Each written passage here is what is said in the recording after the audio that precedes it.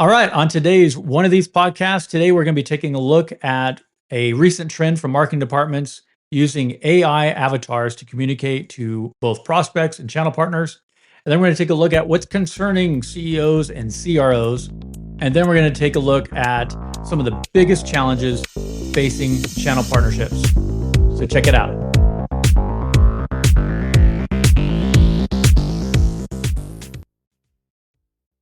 Now, you've likely heard the term know, like, and trust.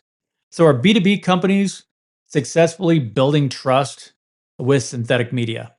The problem is, viewers can obviously tell these are synthetic spokespeople, and your audience needs authenticity to build trust. So, that's why a large portion of audiences just shifted from TV viewership over the last few years to watching authentic content on YouTube from real people. Now, the use of AI avatars or synthetic media to communicate with prospects and channel partners is just a really, really bad idea because you just can't build trust with an avatar. Now, here are some examples of AI avatars from a company that we've known about for a few years. There's some great applications for it. These are great for onboarding, compliance training, technical support, sales training, but not for communicating to prospects and channel partners. Why? Well, the subliminal message is that when doing so, you just don't care enough to do something personally to communicate to them, or that you're just small and you don't have enough salespeople to do it, or maybe what you have to say is just unimportant and you're just posting to post versus trying to provide some valuable content to them. So when done right, video is incredible. It's a great way to communicate to an audience. It's very powerful if you have a good message to communicate. Now, how can you connect to your audience and drive that sort of effect? Is number one, you could build your own media practice. And here's what you'd need: a subject matter expert that's really good in front of the camera and that can communicate effectively to your audience and build that trust. The second, you're going to need a copywriter who can create compelling scripts for your subject matter expert. And then you're going to need video production of lightings, cameras, microphones, backdrops, and then video post production, editing, combining raw footage, audio, adding licensed B roll, audio qualities, putting all that together, and then a graphic artist for creating some of the video components, and then thumbnails that explain the video's content and just ensures that it's not confused with the previous video. And then, of course, distribution, sending your video out to prospects and channel partners via multiple platforms, including social media, and then ensuring just each is customized for maximum effect. And then leveraging analytics to study video performance and adjust as needed to improve. And then finally, just creating an audience that wants to hear what you have to say. So option two would be leveraging a company like Wave that could do all that for you. Now, we're really focused on helping our clients to communicate their value proposition effectively through a formula that we've created over the last several years of just connecting with their target audience on a regular basis. And we'll have more to talk about and more information about that on our website and maybe on future podcasts. So take a look at that when that comes up. Next. All right, next we're going to cover a few articles. Now, if you're listening to this as an audio podcast, you can find these articles by Googling Pipeline by Wave. Now, the first one, the article is titled CEOs Are Concerned About the Economy, Labor Market, Technology, Regulation, and Sustainability Initiatives. Now, as a managed service provider, we track trends just to ensure that we're providing the right wages when hiring people for our clients, that we're focused on the right industries for them, and that we're just our programs are effective. So, the economy. Now, here's what we're seeing, and just sort of my thoughts on some of these other issues, and sort of expand on it. Now, CEOs have been inundated with a lot of challenges. Now, the economy, and we heard economists warning about a tough economy coming since 2020. back when businesses were being shut down and government spending started really increasing. You have the American Rescue Plan Act of 2021, which was $1.9 trillion in economic stimulus, and the Infrastructure and Investment of Jobs Act, which would provide another 1.2 trillion, and that's just two. So we still hear of supply chain issues. Trade wars would make that even worse, and then political instability. You know, it's wreaking havoc. There's continued kind of monitoring trade wars in Asia and Europe due to the latest developments with that. So we're just watching, just like everyone else. The labor market, there's a lot of challenges with the labor market. Businesses have been really going through a lot of challenges there, and it just depends on the role and where you're trying to find people. We did invest in a interviewing system back in 2019, and that really did help us out and speed up the hiring process. Now, I think wages are increasing also due to other factors like, it's just twice as expensive to purchase groceries or fill your gas tank. The labor market is going to look to employers to help to compensate for those things, and which just makes it more expensive as a business to operate and hire people. So, that's really why, as a company, we've been calling on businesses to outsource their inside salespeople versus hiring W-2 employees. That way, they can promote their inside sales manager and just start focusing on those senior roles and hiring them. Now, I take the unemployment rate with a grain of salt, since that would include anyone whose benefits have ran out or that they went 1099. So another thing that Wave did is we really invested in opening a new US location here, where the job market's good, and that'll be good for our clients. So technology, Wave invested over $150,000 in tech stack since 2017. There's a big opportunity for CEOs to update their sales and marketing operations with the right software. I just think that the major reason the majority efforts fail like this is because of really two big things. The first is the giant time suck of implementation. That's a barrier to adding on new applications. In fact, I saw a company looking to implement new software. They were kind of down the road, and then they just put the brakes on when they found out it was just too time intensive for their staff to onboard. And that's really why Wave doubled down on our certifications, so we could just remove that insane onboarding burden for these applications, because our clients they want to reap the benefits of that without the drain on internal resources. And then the second is just implementing new software solutions for our sales team is notoriously problematic. So when we're managing inside salespeople for a client, they can start and do things with our team first, especially if we're working with them on the software. That can be a really big help, and then they sort of open that up to the rest of their team once things are going. Now, we've definitely been tracking the effects of AI on B2B as more and more software companies that we're working with are integrating AI into their offerings.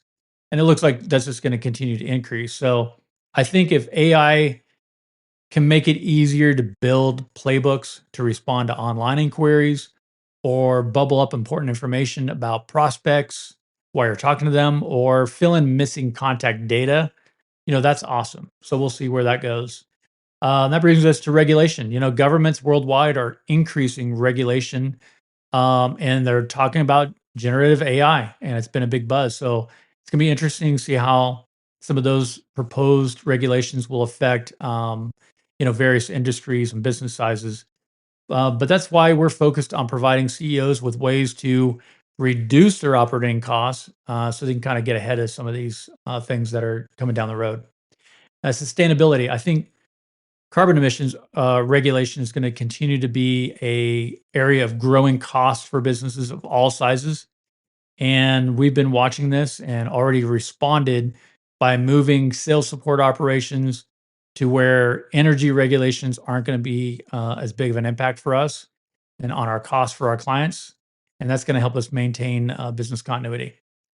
So Wave, um, Knowing that your average 20% of your channel partners are actively engaged, I think that's really the low hanging fruit right now is scaling an inside sales team to support more channel partners.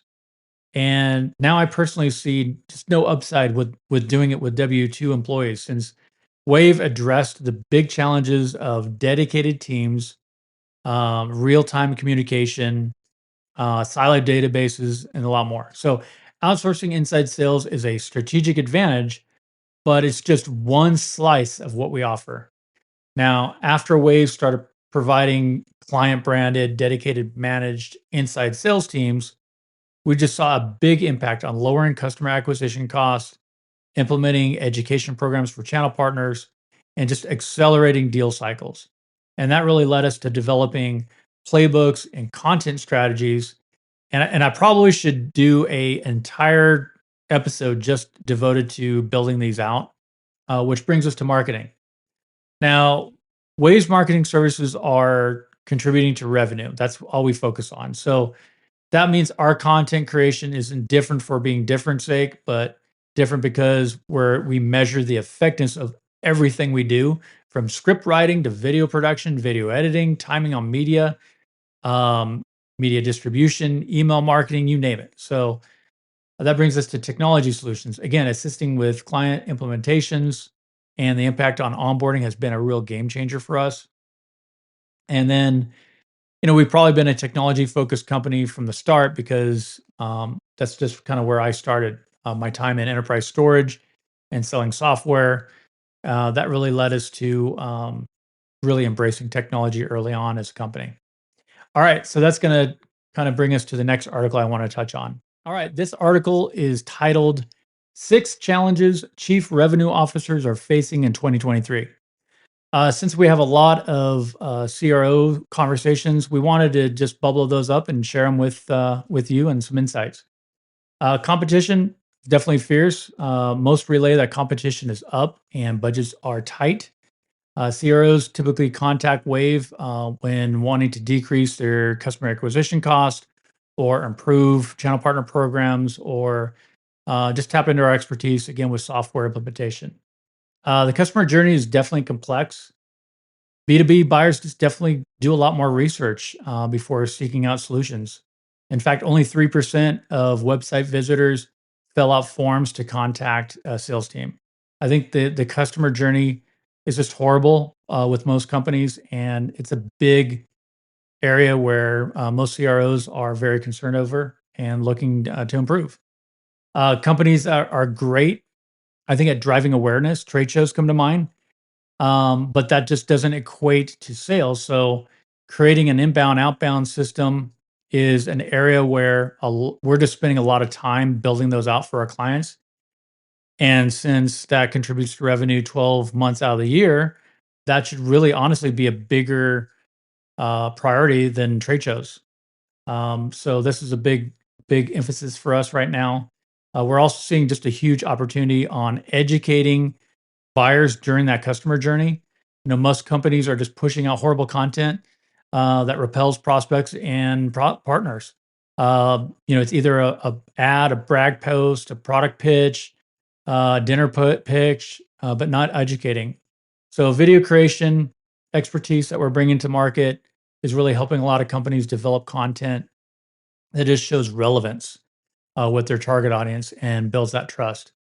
So the need to use data and technology to drive revenue growth, that's our North Star. It's just thinking about prospects, partners, and building effective content that leverages analytics to measure performance. But I see a lot of software applications out there just measuring things that just don't matter.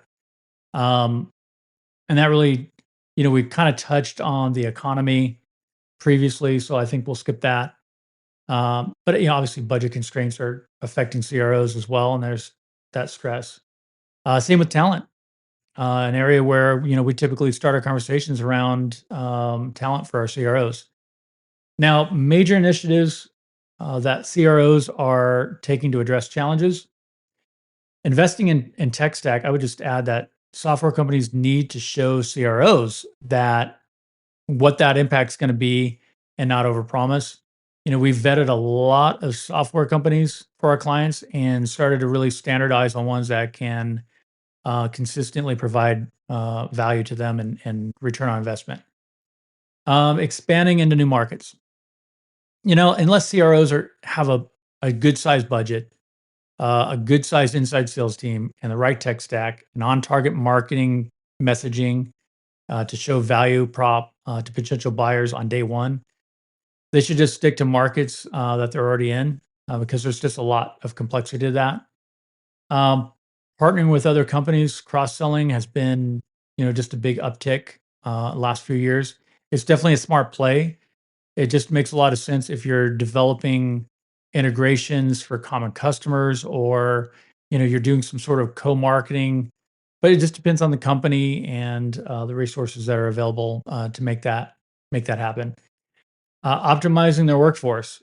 Yeah, we already touched on the advantages of contracted inside sales teams. This just helps CROs to invest and retain their top talent.